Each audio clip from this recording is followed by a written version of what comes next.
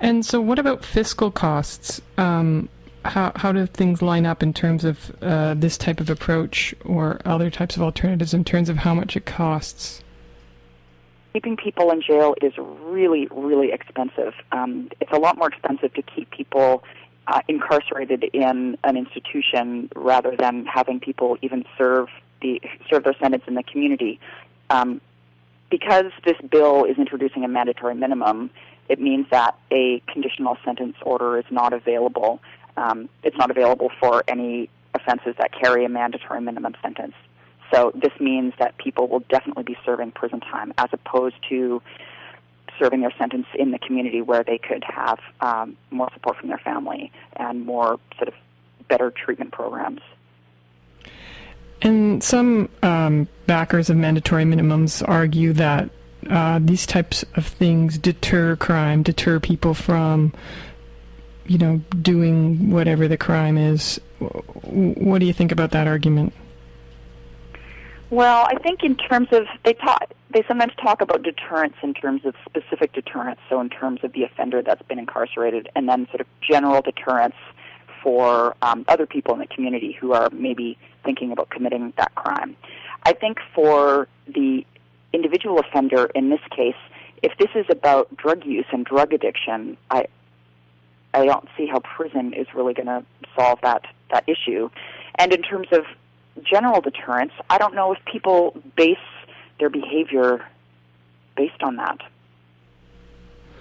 And what about communities that are already overrepresented inside the prison system and the criminal justice system, such as the Aboriginal community? How will mandatory minimums impact those communities?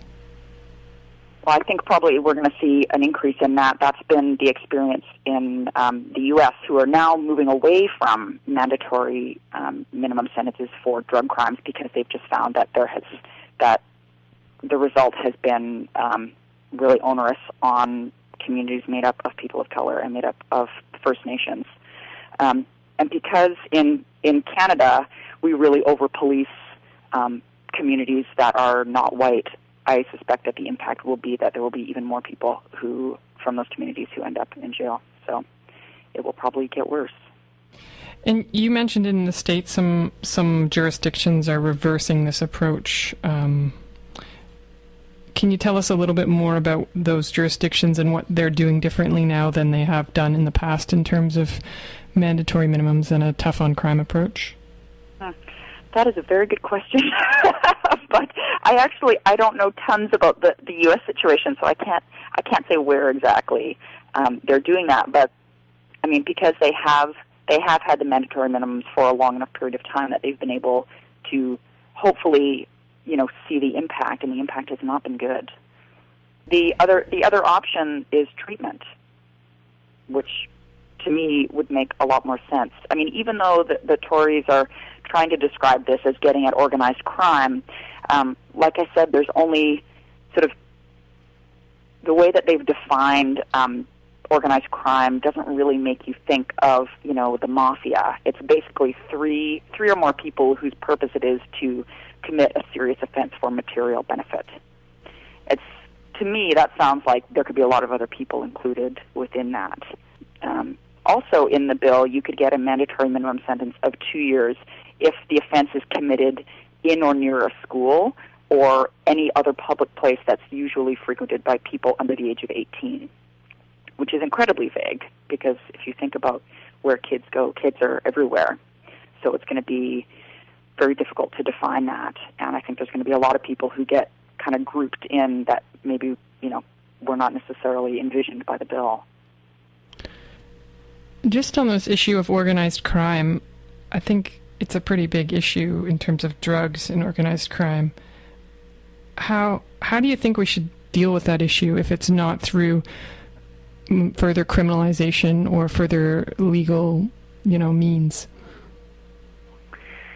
I don't know. I mean, it's at a certain level, it's about supply and demand. So if there's a demand for a particular drug, there will always be somebody that is willing to step in and fill that. So it may make more sense for us to think a little bit more holistically about this and why it is that there is widespread drug use in certain communities. And what kind of healing needs to be done to deal with some of that. But really, the high-level dealers who are really making the money here are not going to be impacted by this bill. So in terms of Bill S-10, it's currently before the Senate. Right.